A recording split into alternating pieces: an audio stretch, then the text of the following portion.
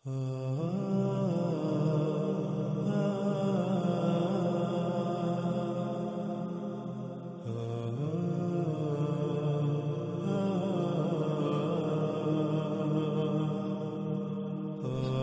اللہ صلی اللہ علیہ وآلہ وسلم نے کہا، اس میں کچھ شک نہیں دجال کی چوٹی یعنی اس کا بلند ترین مقام سامنے سے تجھے اپنی طرف کھینچے گا، اپنے قریب کرے گا، اپنی طرف متوجہ کرے گا، تمہیں اپنی طرف دعوت دے گا، اور اس میں کچھ شک نہیں کہ قریب ہی کہے گا کہ میں تمہارا رب ہوں۔ پس جس نے کہا تو میرا رب ہے وہ اس کے فتنے میں پڑ گیا، اور جس نے کہا تو کذب کرتا ہے، میرا رب اللہ ہے، اسی پر توکل کرتا ہوں اور تیری حقیقت کھلنے پر اسی کی طرف پلٹتا ہوں، پس دجال اسے نقصان نہیں پہنچا سکے گا۔ ناظرین، اس روایت کو سمجھنے کے لیے اس روایت میں چند الفاظ ایسے ہیں کہ جن کو سمجھنا بہت ضروری ہے۔ جب تک ہم ان الفاظ کو نہیں سمجھیں گے تب تک ہم اس روایت کو گہرائی سے نہیں سمجھ سکیں گے، اور وہ پیغام جو محمد رسول اللہ صلی اللہ علیہ وآلہ وسلم نے اپنے ان الفاظ میں دیا، اس پیغام کو ہم نہیں سمجھ سکیں گے۔ تو رسول اللہ صلی اللہ علیہ وآلہ وسلم کے اس پیغام کو تفصیل اور گہرائی سے جاننے کے لیے ہم پر یہ بات فرض ہے کہ ہم اس روایت میں استعمال ہونے والے ان چند الفاظ کو ان کی گہرائی سے سمجھیں۔ ان میں سب سے پہلا لفظ آ جاتا ہے راس، اس کے بعد حب، پھر اس کے بعد لفظ آ جاتا ہے رب، اس کے بعد لفظ آ جاتا ہے افتتن یعنی فتنہ، پھر کذب، توکل اور لفظ انیب۔ تو ان میں سب سے پہلے ہم بات کرتے ہیں لفظ راس پر۔ راس کسے کہتے ہیں؟ جیسا کہ ناظرین ہم پچھلی ساتھ میں یہ بات جان چکے ہیں کہ راس کہتے ہیں کسی بھی شے کے بلند ترین مقام کو، کسی بھی شے کی چوٹی کو۔ مثلا اگر یہ لفظ انسانی جسم کے لیے استعمال کیا جائے گا تو انسانی جسم کا جو بلند ترین مقام ہے، جو چوٹی ہے، جو پیک ہے، اسے عربی میں راس کہا جائے گا۔ جیسے کہ انسانی جسم کا بلند ترین مقام وہ ہے جسے ہم سر کہتے ہیں۔ اس لیے جب یہ لفظ انسان کے لیے استعمال کیا جائے گا تو اس کا معنی انسان کا سر ہوگا، لیکن اس کا مطلب ہرگز یہ نہیں ہے کہ راس کا معنی یا راس کا ترجمہ سر ہے، نہیں، بلکہ راس کہتے ہیں کسی بھی شے کے بلند ترین مقام کو، کسی بھی شے کی چوٹی کو۔ پھر آگے آتا ہے لفظ حب۔ حب کہتے ہیں کسی شے کو اپنے قریب کرنے یا اپنی طرف کھینچنے کو، جیسے مقناطیسی کشش ہوتی ہے۔ مقناطیسی کشش کو یعنی مقناطیسی قوت کو بھی عربی میں حب کہتے ہیں۔ پھر آ جاتا ہے لفظ رب، یعنی رب کہتے ہیں اس ذات کو، یعنی وہ ذات جو کسی شے کو جب اس کا وجود نہ ہو وجود میں لائے، اس کے بعد اسے جس مقصد کے لیے وجود میں لایا اس مقصد کو پورا کرنے کے لیے اسے اس مقام پر لانا جس مقام پر آ کر وہ اس مقصد کو پورا کر سکے، جس مقصد کے لیے اسے خلق کیا گیا،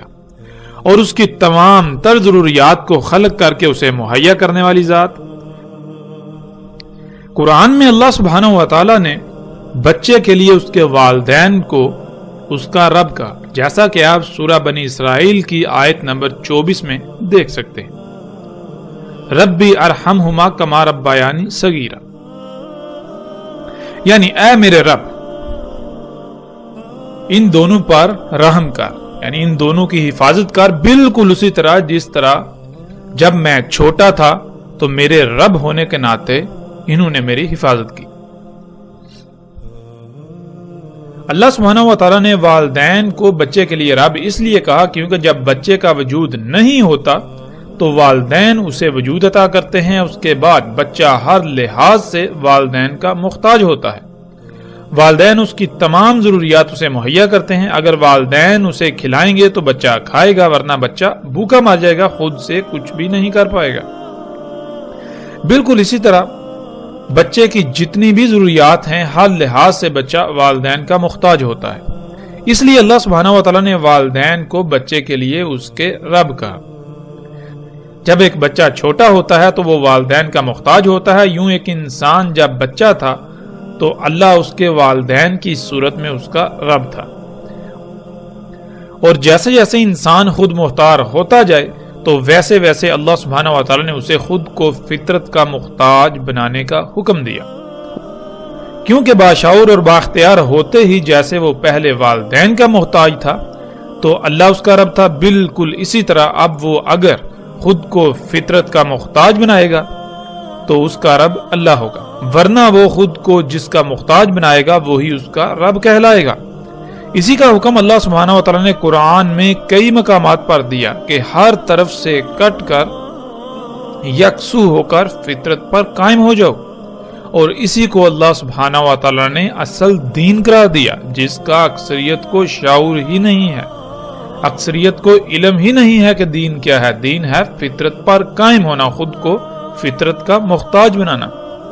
ہر لحاظ سے فطرت پر ہی توکل کرنا، فطرت پر انحصار کرنا۔ پھر ناظرین آگے لفظ آ جاتا ہے فتنہ۔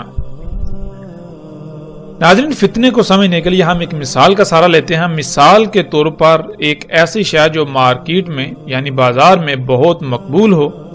کوئی بھی جائے، خواہ وہ بچہ ہو، بڑا ہو یا بوڑھا، کوئی بھی جائے وہ قیمت ادا کرے گا اور اس شے کو لے آئے گا۔ لیکن ایسا ہو اب مارکیٹ میں وہی شے جعلی یعنی نقلی بھی آ جائے اور اتنی زیادہ تعداد میں آ جائے کہ اس کے مقابلے میں اصل بہت کم اور اصل کی پہچان بہت مشکل ہو جائے، تو اب جو بھی خریدنے جائے گا ممکنہ طور پر نقلی ہی خرید کر لائے گا، جس سے یہ علم ہو گیا کہ مارکیٹ میں اصل کے مقابلے میں نقلی شے بھی آ چکی ہے۔ تو ناظرین کسی بھی شے کی جب نقل تیار کی جاتی ہے وہ ایسی نہیں بنائی جاتی کہ وہ خود بول کر کہے کہ میں نقلی ہوں، بلکہ نقل ایسی تیار کی جاتی ہے کہ اصل شے بھی نقل کے مقابلے میں نقل نظر آئے۔ ایسی صورت میں کوئی بھی جب اس شے کو خریدنے جائے، خواہ وہ کتنے ہی علم والا ہی کیوں نہ ہو، اس پر امتحان آ جائے گا کہ آیا ان میں سے کون سی اصلی ہے اور کون سی نقلی۔ اس طرح امتحان میں پڑھنے کو عربی میں فتنہ کہتے ہیں، اور نقل کو اختیار کر لینے کو فتنے میں پڑ جانا یعنی فتنے کا شکار ہو جانا کہلاتا ہے۔ ناظرین اگلا لفظ آ جاتا ہے کذب۔ کذب کہتے ہیں اللہ کی آیات جو کہ تمام کی تمام مخلوقات سمیت ہر وہ شے جس سے انسان اللہ کو جان سکے، اللہ کو پہچان سکے، پر ایمان لانے کے بجائے ان کا کفر کرنا، یعنی اس بات کو تسلیم کرنے سے انکار کر دینا کہ یہ تمام کی تمام آیات جو کہ تمام کی تمام مخلوقات اللہ کی آیات ہیں، ان کو اللہ سبحانہ و تعالیٰ نے کسی نہ کسی مقصد کے لیے خلق کیا، اور جس مقصد کے لیے خلق کیا اس مقصد کو پورا کرنے کے لیے ان سب کو ان کے مقامات پر رکھ دیا۔ تو جب تک یہ تمام کی تمام آیات، یہ تمام کی تمام مخلوقات اپنے اپنے مقام پر رہتے ہوئے اپنی اپنی ذمہ داری پوری کریں گی، تب تک اس کائنات کا نظام بالکل ٹھیک رہے گا۔ اس کائنات میں کوئی کمی، کوئی کجی، کوئی کوتاہی، کوئی لاپرواہی، کوئی فساد، کوئی خرابی نہیں ہوگی، کیونکہ یہ کائنات بالکل ایک مشین کی مانند ہے۔ جیسے مشین میں پرزے ہوتے ہیں، ہر پرزہ دوسرے کے ساتھ مشروط ہوتا ہے، بالکل اسی طرح یہ تمام کی تمام مخلوقات اس کائنات میں پرزوں کی مانند ہیں۔ جب کوئی ایک خلق اپنی ذمہ داری پوری کرے گی تو اس سے ریلیٹڈ، اس سے مشروط، اس سے تعلق رکھنے والی دوسری مخلوق اپنی ذمہ داری پوری کر پائے گی۔ اس طرح پوری کائنات بالکل ٹھیک رہے گی۔ تو ناظرین اس دعوت کا انکار کر دینا، اس بات کو تسلیم کرنے کے بجائے اس کا انکار کرتے ہوئے اللہ کی آیات میں، اللہ کی مخلوقات میں چھیڑ چھاڑ کرنا، ان میں پنگے لینا، ان کو اپنی مرضی کے مطابق استعمال کرنا، ان کو ان کے مقامات سے ہٹا دینا، جس سے کائنات میں فساد ہو، کائنات میں خرابیاں ہوں، پھر اس کی وجہ سے تباہیاں، اسے عربی میں کذب کہتے ہیں۔ اس کے بعد ناظرین لفظ آ جاتا ہے توکل۔ توکل کہتے ہیں ہر لحاظ سے مکمل طور پر کسی پر انحصار کرنا، ہر معاملے میں یا کسی بھی معاملے میں کسی کا محتاج بننا، خواہ آپ کو تکالیف و مصائب کا ہی سامنا کیوں نہ کرنا پڑے، یا خواہ آپ کی ضروریات پوری نہ ہوں، آپ کو صبر یا قناعت کرنا پڑے، اسے کہتے ہیں توکل۔ پھر اس کے بعد ناظرین لفظ آ جاتا ہے انیب۔ ناظرین انیب کہتے ہیں فتنے میں پڑنے کے بعد یعنی فتنے کا شکار ہو جانے کے بعد جیسے ہی اصل کا یعنی حق کا علم ہو جائے تو بغیر کسی ہیلے بہانے کے فوراً اس کو ترک کر کے حق کی طرف پلٹنا۔ یعنی آپ اپنی طرف سے حق کی اتباع کر رہے ہوں، آپ یہی سمجھ رہے ہوں کہ جو آپ کر رہے ہیں یا جو سمجھ رہے ہیں وہ حق ہے، لیکن حقیقت یہ نہ ہو، بلکہ حقیقت یہ ہو کہ آپ فتنے کا شکار ہوں اور جیسے ہی آپ پر حق واضح ہو جائے آپ بغیر کسی چونچڑا کے فوراً اسے ترک کر کے حق کی طرف پلٹیں۔ اسے عربی میں انیب کہا جاتا ہے۔ تو ناظرین آپ باتیں ہیں روایت کی طرف۔ رسول اللہ صلی اللہ علیہ وآلہ وسلم نے کہا تھا کہ دجال کا راز تجھے تیرے بالکل سامنے سے اپنی طرف کھینچے گا، اپنی طرف متوجہ کرے گا، تمہیں دعوت دے گا۔ تو ناظرین آج ہم پر یہ فرض ہے کہ ہم یہ جانیں کہ دجال کا راز کیا ہے۔ راز کسے کہتے ہیں یہ ہم جان چکے۔ راز عربی میں کہتے ہیں کسی بھی شے کے بلند ترین مقام کو، اس کی چوٹی کو، اس کی پیک کو۔ اور ہم یہ بھی جان چکے ہیں کہ دجال انسان کے اپنے ہی ہاتھوں سے خلق کردہ طرح طرح کی وہ مخلوقات ہیں، وہ تمام کی تمام اشیاء اور مشینیں ہیں جنہیں انسان اپنے لیے مسیحا اور فائدہ سمجھتا ہے، یعنی جنہیں انسان اپنے لیے فائدہ مند اور ترقی سمجھتا ہے، ترقی کا نام دیتا ہے۔ اور آج جب ہم غور و فکر کریں، آج جب ہم غور کریں تو دجال کا راز بالکل واضح ہے۔ انسان کی خلق کردہ مخلوقات کا جو سب سے بلند ترین مقام ہے، جو ان کی چوٹی ہے، جو پیک ہے، وہ کیا ہے؟ وہ سیٹلائٹ ہے جو خلا میں زمین کے گرد تیر رہی ہے، اور اس کے علاوہ وہ تمام کے تمام ٹاورز ہیں جن سے آج سارے کا سارا مواصلاتی نظام چلایا جا رہا ہے۔ اس کے علاوہ تمام کے تمام ٹی وی اینٹیناز جو آپ کو لوگوں کے گھروں اور عمارتوں کی چھتوں پر نظر آتے ہیں، وہ یہ دجال جو آپ کو اپنی طرف دعوت دیتا ہے اس کا راز ہے، یعنی ٹی وی کا راز۔ اور دجال کا یہ راز آج حیران کن طور پر انسان کے بالکل سامنے سے اسے اپنی طرف کھینچتا ہے، اسے دجال کو اپنا رب بنانے کی دعوت دیتا ہے، جسے آج ہم ٹیلی ویژن، انٹرنیٹ اور ریڈیو وغیرہ سمیت ٹیلی کمیونیکیشن سسٹم یعنی مواصلاتی نظام کا نام دیتے ہیں۔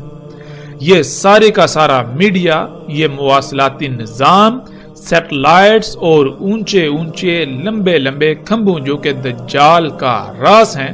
کا ہی حصہ ہیں اور اسی سے ہی کام کرتے ہیں۔ یہ دجال کا راز یعنی انسان کی خلق کردہ طرح طرح کی مخلوقات، طرح طرح کی اشیاء، مشینیں جنہیں انسان اپنے لیے مسیحا، اپنے لیے فائدہ مند سمجھتا ہے، ان کا جو بلند ترین مقام ہے وہ انسانوں کے بالکل سامنے سے انہیں یہ کہتا ہے کہ میں تمہارا رب ہوں، یعنی اپنی تمام تر ضروریات مجھ سے ہی حاصل کرو، مجھ سے ہی پوری کرو۔ وہ رزق کھاؤ جو مشینوں کا بنایا ہوا ہے، جو انسان کے اپنے ہی ہاتھوں سے فطرت میں مداخلت کر کے خلق کیا گیا ہے۔ اپنی سواری کی ضروریات، اپنی سواری کی حاجات کو پورا کرنے کے لیے انہی مشینوں یعنی دجال کو ہی اختیار کرو۔ تمہارے پہننے کے لیے کپڑا ہو یا جوتے، کھانے کی اشیاء ہوں یا پینے کی، یہاں تک کہ تمہاری جتنی بھی ضروریات ہیں انہیں پورا کرنے کے لیے دجال یعنی انسان کی اپنے ہی ہاتھوں سے اللہ کے مقابلے پر خلق کردہ اشیاء اور مشینوں پر ہی توکل کرو، انہی پر انحصار کرو۔ تو ناظرین رسول اللہ صلی اللہ علیہ وآلہ وسلم نے کہا کہ دجال کے راز کے جواب میں جس نے یہ کہا کہ تو ہی میرا رب ہے، یعنی جس نے خود کو فطرت کے بجائے انہی مصنوعی اشیاء سے اپنی ضروریات پوری کی، خود کو انہی مشینوں کا محتاج بنایا، خود کو دجال کا محتاج بنایا، تو وہ اس کے فتنے کا شکار ہو گیا، وہ اس فتنے میں پڑ گیا، وہ اس فتنے کا شکار ہو گیا۔ فتنہ ناظرین ہم جان چکے ہیں کہ کسے کہتے ہیں۔ اللہ سبحانہ وتعالیٰ نے کائنات کو خلق کیا، تمام کی تمام مخلوقات سمیت انسانوں کو بھی خلق کیا، تو کیا اللہ یہ بھول گیا تھا کہ انسانوں کی ضروریات کیا ہیں؟ یا پھر اللہ کو یہ علم ہی نہ تھا کہ انسانوں کے لیے کیا فائدہ مند اور کیا نقصان دہ ہے؟ یا پھر اللہ کو یہی علم نہ تھا کہ انسان کی ضروریات کیا ہیں؟ یا پھر اللہ نے انسان کے لیے جو ضروریات خلق کی وہ انسان کے لیے ناکافی تھی، یا اللہ سے غلط خلق ہو گئی؟ ناظرین، قرآن میں اللہ سبحانہ و تعالیٰ نے کہا کہ اللہ نے کسی بھی شے میں فرق نہیں کیا، یعنی اللہ نے جو کچھ بھی خلق کیا وہ بالکل پرفیکٹ، ہر لحاظ سے مکمل اور ہر طرح کے نقائص، خامیوں، کجیوں اور کوتاہیوں سے پاک خلق کیا۔ اور پھر اللہ کو یہ بھی علم تھا کہ ان کی ضروریات کیا ہیں، تو اللہ ان کی ضروریات خلق کرنا بھول نہیں گیا تھا۔ اس نے ہر ایک کی تمام ضروریات بھی خلق کی، جو کہ ہر لحاظ سے مکمل اور احسن خلق کی۔ وہ خالق ہے تو اسے ہی علم ہے کہ کس کے لیے کیا کیا فائدہ مند اور کیا نقصان دہ، جیسا کہ ہم سورہ الانعام کی اس آیت میں دیکھ سکتے ہیں۔ اور نہیں زمین میں وہ جتنے بھی حرکت کرنے والے جاندار ہیں، اور نہ ہی فضا میں تیرنے والے جو اپنے پروں سے فضا میں تیرتے ہیں، مگر وہ یعنی دنیا کا نظام چلانے کے لیے کسی نہ کسی ذمہ داری کو پورا کرنے کے لیے منظم ترین گروہ ہیں، بالکل اسی طرح جیسے تم ہو، یعنی انسان۔ یعنی ایسا نہیں ہے کہ زمین میں تمام کے تمام جاندار، حرکت کرنے والے اور اڑنے والے جتنے بھی جاندار ہیں وہ بغیر کسی مقصد کے خلق کر دیے گئے، جو ایسے ہی آوارہ ادھر ادھر گھوم پھر رہے ہیں اور ان کی ضروریات نہیں ہیں، یا ان کو کوئی فکریں نہیں، یا ان پر کوئی ذمہ داری نہیں۔ ایسا ہرگز نہیں، بلکہ وہ تمام کے تمام منظم ترین گروہوں کی حیثیت سے اپنی اپنی ذمہ داری کو آسان طریقے سے پورا کر رہے ہیں، اور ان کی بھی بالکل تمہاری ہی طرح کی ضروریات ہیں۔ تو کیا تم نے کبھی ان کو ایسا کرتے دیکھا جیسا تم کر رہے ہو؟ یعنی جیسے تم اللہ کے ہر کام میں مداخلت کر رہے ہو اور عذر یہ پیش کرتے ہو کہ تم اپنی ضروریات خلق کر رہے ہو، کیا وہ مخلوقات ایسا کر رہی ہیں؟ وہ ایسا کیوں نہیں کر رہی؟ کیا ان کی ضروریات نہیں؟ کیا ان کو حاجات لاحق نہیں جیسے تم کو ہیں؟ جب ان کو بھی ضروریات و حاجات لاحق ہیں بالکل اسی طرح جیسے تمہیں ہیں، تو پھر وہ ایسا کیوں نہیں کر رہی جیسا تم کر رہے ہو؟ بلکہ وہ تو اپنی اپنی ذمہ داری کو پورا کرنے میں مصروف ہیں تاکہ کائنات میں کوئی خرابی پیدا نہ ہو، ان کی لاپرواہی سے کائنات کے نظام میں کوئی رکاوٹ پیدا نہ ہو۔ ان کو کیوں ایسا کرنے کی ضرورت پیش نہیں آئی؟ آگے اللہ سبحانہ و تعالیٰ اس کا جواب یوں دیتے ہیں، نہیں فرق کیا ہم نے کتاب میں، یعنی کائنات میں کسی بھی شے سے۔ مطلب یہ کہ اللہ نے جو کچھ بھی خلق کیا وہ بالکل پرفیکٹ، ہر لحاظ سے مکمل اور ہر طرح کے نقائص، خامیوں، کجیوں اور کوتاہیوں سے پاک خلق کیا۔ اور پھر اللہ کو یہ بھی علم تھا کہ ان کی ضروریات کیا ہیں۔ تو کیا اللہ ان کی ضروریات خلق کرنا بھول گیا؟ نہیں، اللہ ان کی ضروریات خلق کرنا نہیں بھولا۔ اس نے ہر ایک کی تمام ضروریات بھی خلق کی، جو کہ ہر لحاظ سے مکمل اور احسن خلق کی۔ وہ خالق ہے تو اسے ہی علم ہے کہ کس کے لیے کیا فائدہ مند اور کیا نقصان دہ۔ تو اس کے باوجود جب تم ایسا کر رہے ہو تو پھر ایسا ہرگز نہیں کہ تم یہ سب کرتے رہو اور کوئی تم سے اس بارے میں پوچھے گا نہیں، بلکہ جان لو پھر ان کے رب کی طرف ہی اکٹھا کیا جانا ہے۔ یعنی تمہیں یہاں جو ایک محدود متعین مدت دی گئی ہے، جیسے ہی یہ ختم ہوگی تو تمہیں ان مخلوقات کے رب کی طرف اکٹھا کیا جائے گا۔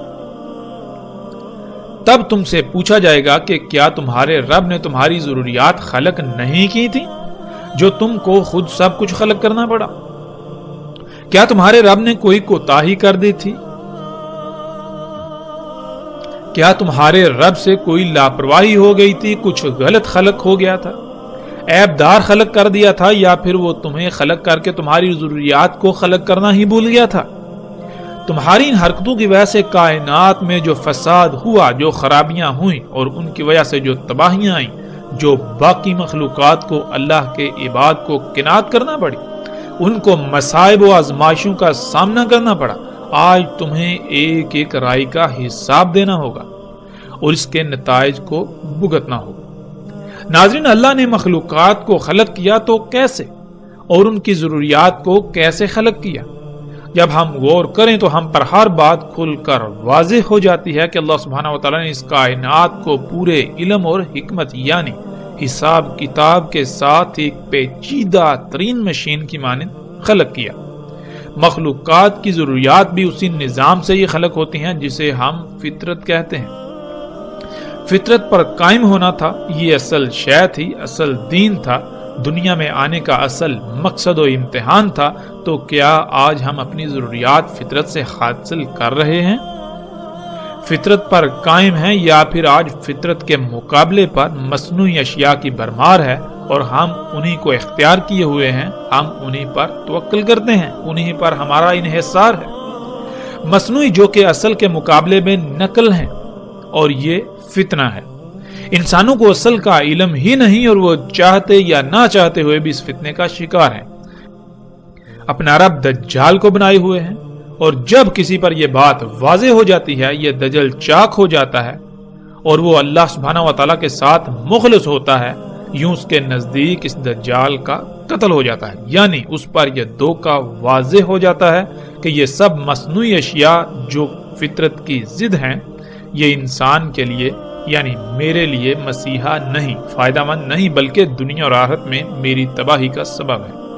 تو ایسے شخص کے بارے میں رسول اللہ صلی اللہ علیہ وآلہ وسلم نے یوں کہا، اور جو دجال کے راز کی اس دعوت کے میں تمہارا رب ہوں کے مقابلے پر یہ کہے گا کہ کذب، یعنی تو میرا رب نہیں، تو اللہ کی مخلوقات میں اللہ کے کاموں میں مداخلت کر رہا ہے، کائنات کو فساد زدہ کر رہا ہے، تیری وجہ سے کائنات میں طرح طرح کی تباہیاں آ رہی ہیں، تیری وجہ سے بیماریاں و آزمائشیں آ رہی ہیں، تیری وجہ سے دنیا کے حالات بد سے بدتر ہوتے چلے جا رہے ہیں، اس لیے تو میرا رب نہیں۔ پہلے میں نے تجھے اپنا رب بنایا ہوا تھا اس وجہ سے کیونکہ مجھ پر یہ سارا حق واضح نہیں تھا، میں تیرے دجل کا شکار تھا، اس لیے اب میرا رب اللہ ہے،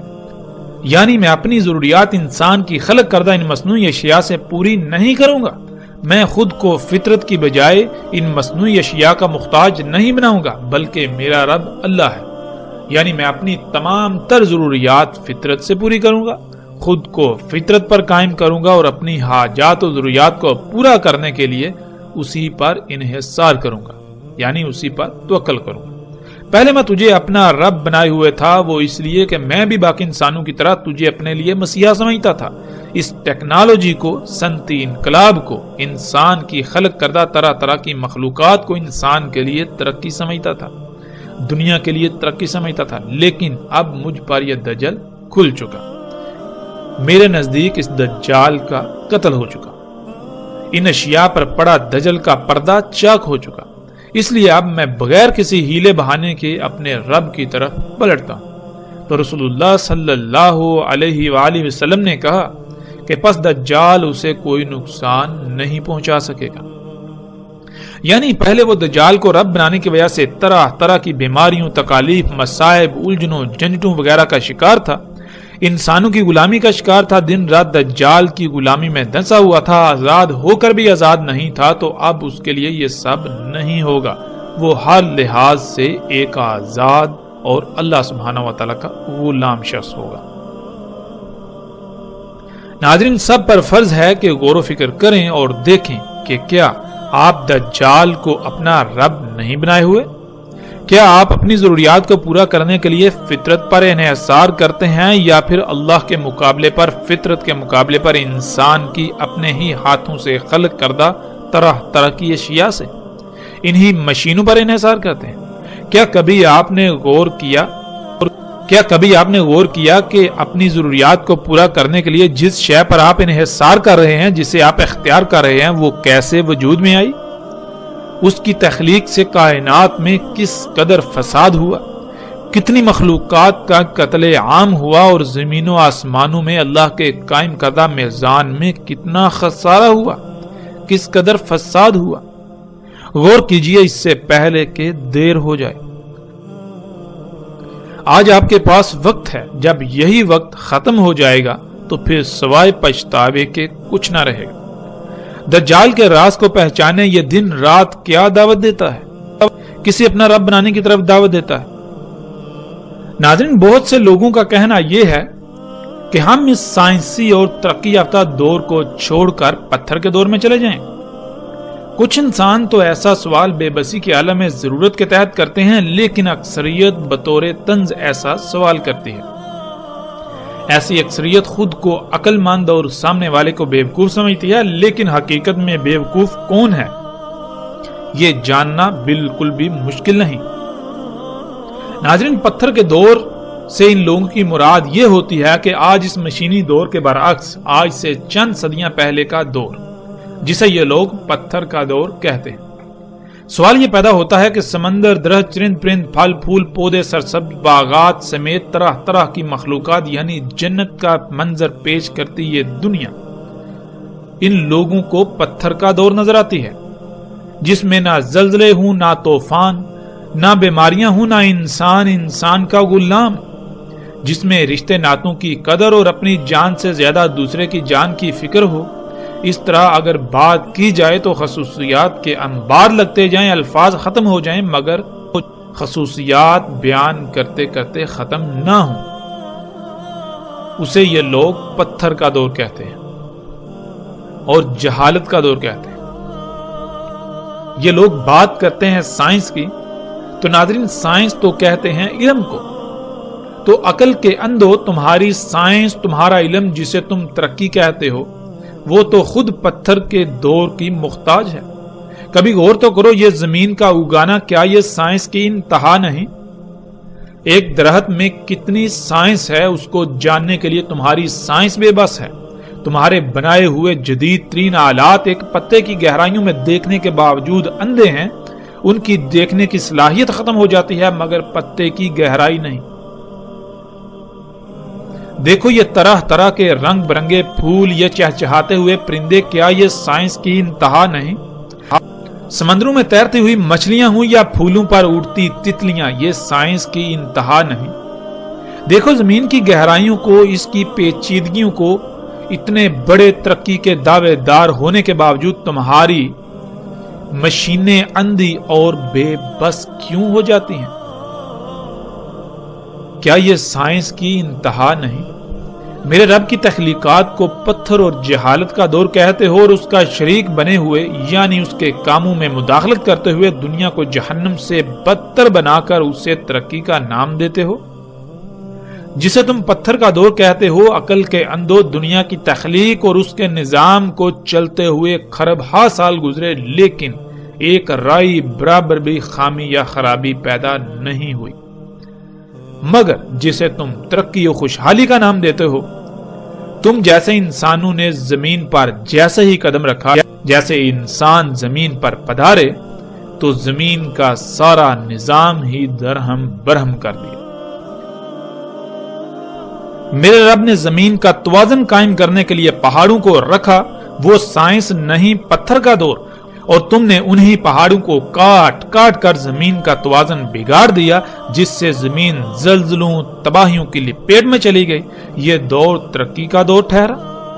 واہ کیا سائنس و ترقی ہے تمہاری۔ میرے رب نے انسانوں کی ضروریات خلق کی، ان کے استعمال سے کبھی کوئی بیماری لاحق نہ ہوئی، کسی بھی انسان کو کوئی خرابی نہ ہوئی، یہاں تک کہ پیٹ تک نہ پھولا۔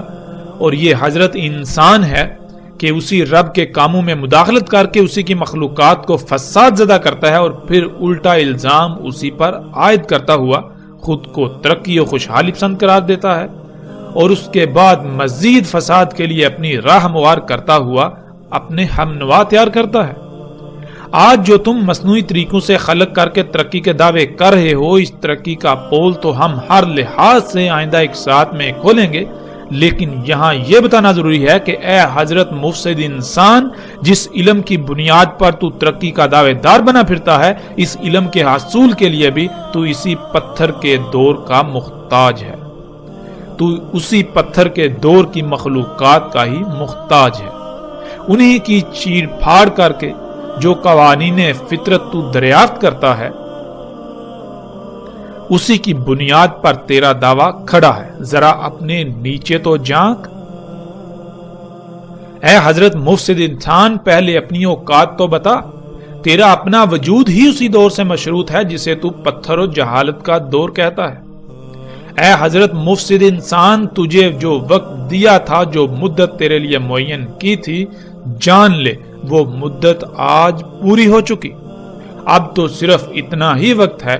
جتنا خواب کے دوران بیدار ہونے میں ہوتا ہے۔ اے حضرت مفسد انسان، ترقی کا دعوے دار انسان، تو کتنا عقل مند ہے اس کا اندازہ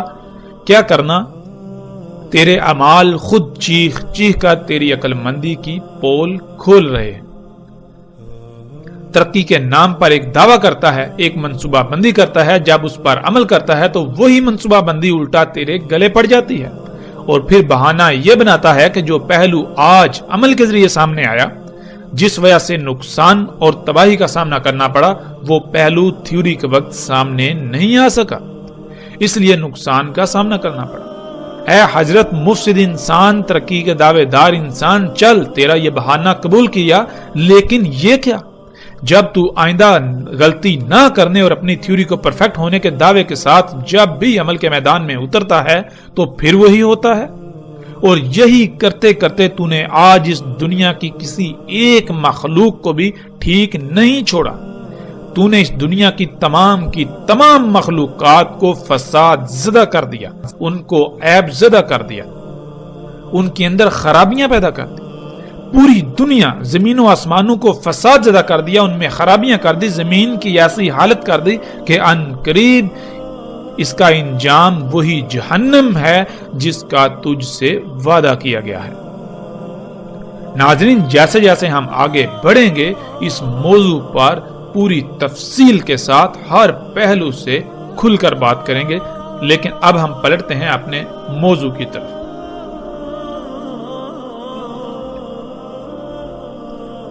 رسول اللہ صلی اللہ علیہ وآلہ وسلم نے کہا، دجال کا راز یعنی دجال کا سب سے بلند ترین مقام اس کی چوٹی جیسے کہ درخت کی شاخ۔ ناظرین، ہم جان چکے ہیں راز کہتے ہیں کسی بھی شے کی چوٹی یا بلند ترین مقام۔ جیسے انسانی جسم کا بلند ترین مقام سر ہے، اس لیے جب یہ لفظ انسان کے لیے استعمال ہوتا ہے تو اس کے معنی انسان کا سر کے ہوں گے۔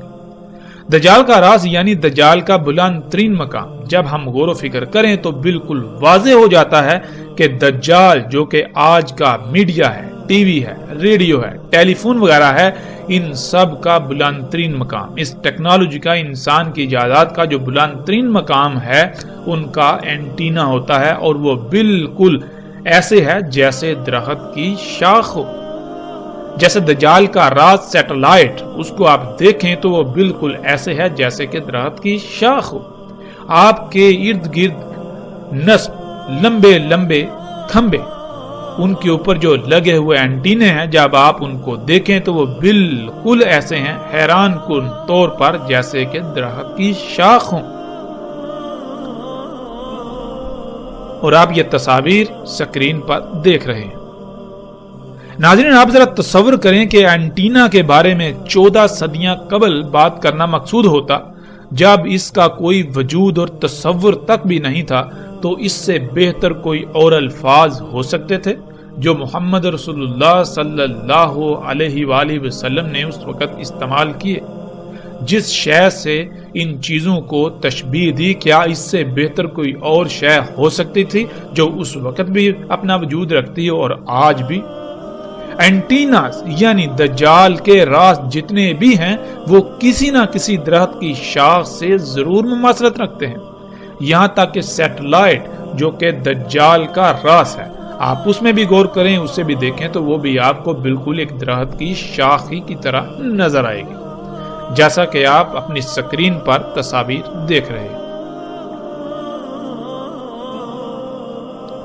رسول اللہ صلی اللہ علیہ وآلہ وسلم نے کہا، اس میں کچھ شک نہیں، وہ دجال نکلے گا شام اور عراق کے درمیان خالی جگہ سے، پس وہ تباہی پھیلائے گا دائیں جانب، یعنی ہر شے میں خرابیاں کر دے گا، فصلوں میں خامیاں خرابیاں کر دے گا، جانوروں انسانوں کو بیماریاں زدہ کر دے گا، زمین میں خامیاں و خرابیاں کر دے گا، جراثیموں کیڑے مکوڑوں کا باعث بنے گا،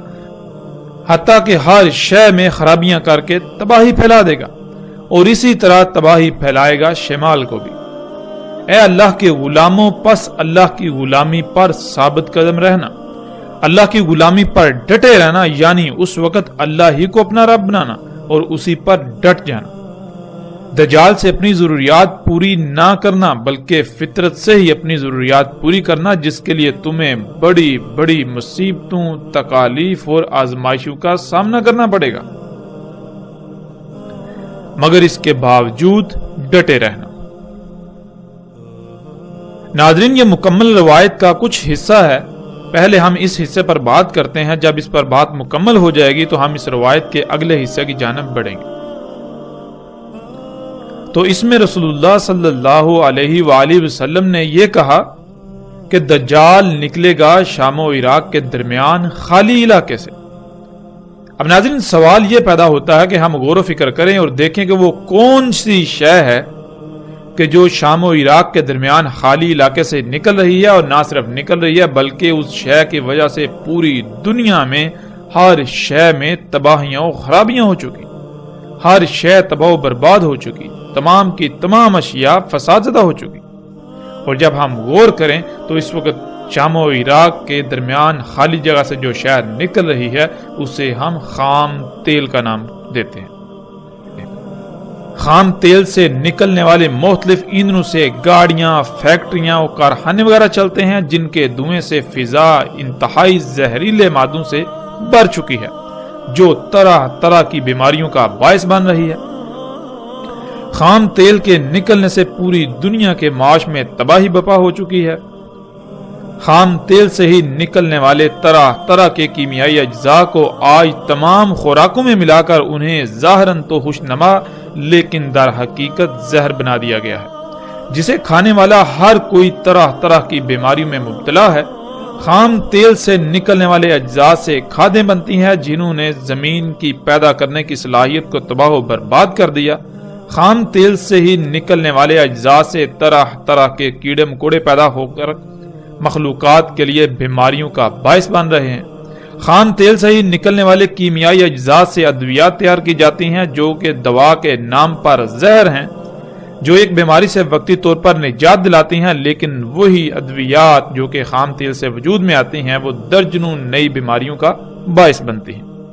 خام تیل سے ہی آج ہر قسم کا کپڑا بنایا جا رہا ہے جو انتہائی نقصان دہ ہے۔ خام تیل سے ہی ہر طرح کا بارودی مواد بنایا جاتا ہے جس سے پوری دنیا تباہ و برباد ہو رہی ہے، پوری دنیا تباہ کن جنگوں کی لپیٹ میں ہے، جس سے شہروں کے شہر کھنڈرات میں بدل چکے ہیں۔ خام تیل کے نکلنے سے ہی آج دنیا میں کوئی ایک شے بھی فطرت پر نہیں رہی، ہر شے میں فساد ہو چکا ہے۔ خام تیل کے نکلنے سے ہی زمین کھوکھلی ہو کر جگہ جگہ سے دنس رہی ہے۔ خام تیل کے نکلنے سے ہی آج زلزلے آ رہے ہیں، یہاں تک کہ خام تیل سے ہونے والے فساد و تباہی کا اندازہ لگانا ناممکن ہو چکا ہے۔ اور ایسی صورتحال میں رسول اللہ صلی اللہ علیہ وآلہ وسلم نے اللہ کے غلاموں کو ثابت رہنے کی تلقین کی۔ آج ہم دیکھیں تو پوری دنیا میں جتنی بھی ٹیکنالوجی ہے، جتنی بھی اشیاء ہیں جن کو انسان اپنے لیے مسیحا کہتا ہے، وہ تمام کی تمام اشیاء یا تو اسی خام تیل سے وجود میں آ رہی ہیں، یا پھر ان کے وجود میں، ان کی تخلیق میں، ان کے بننے میں خام تیل کلیدی اور بنیادی کردار ادا کرتا ہے۔ خام تیل کے بغیر ان کا وجود ناممکن ہے۔ وہ آپ کے پہننے کے لیے کپڑے ہوں یا آپ کے پہننے کے لیے جوتے، وہ نہانے کے لیے صابن ہو یا گھر کی صفائی کا سامان، وہ گھروں میں جو آپ رنگ کرتے ہیں، پینٹس کرتے ہیں وہ ہوں، یا کسی قسم کی بھی کوئی شے، ہر شے ہی اس وقت خام تیل سے وجود میں آ رہی ہے۔ ظاہراً تو اس خام تیل سے دنیا جنت کا منظر پیش کر رہی ہے، لیکن حقیقتاً اگر اس کے پیچھے دیکھا جائے، اس کے پس منظر میں دیکھا جائے تو اسی کی وجہ سے پوری دنیا طرح طرح کی بیماریوں، مصیبتوں، تکلیفوں سے بھر چکی ہے۔ پوری دنیا کو طرح طرح کی تباہیوں کا اسی ہی کی وجہ سے سامنا کرنا پڑ رہا ہے۔ اسی خام تیل سے حاصل ہونے والے ایندھن سے جب کارخانے چلتے ہیں تو وہی کارخانے طرح طرح کی زہریلی گیسیں خارج کرتے ہیں۔ ان گیسوں کی وجہ سے یہ فضا جس میں ہم سانس لیتے ہیں وہ انتہائی فساد زدہ ہو چکی ہے، اتنی زہریلی ہو چکی ہے کہ اس کی وجہ سے پوری دنیا میں ہر سال اگر انسانوں کو دیکھا جائے تو کم سے کم 1 کروڑ سے زائد انسان موت کا شکار ہو رہے ہیں، اور پوری دنیا کی 96% سے زیادہ آبادی اسی خام تیل سے خارج ہونے والی طرح طرح کی زہریلی گیسوں کی وجہ سے طرح طرح کی بیماریوں کا شکار ہے۔ اس کے علاوہ اس دنیا کی کوئی ایک بھی مخلوق ایسی نہیں کہ جو اس کے فساد سے پاک ہو، اس سے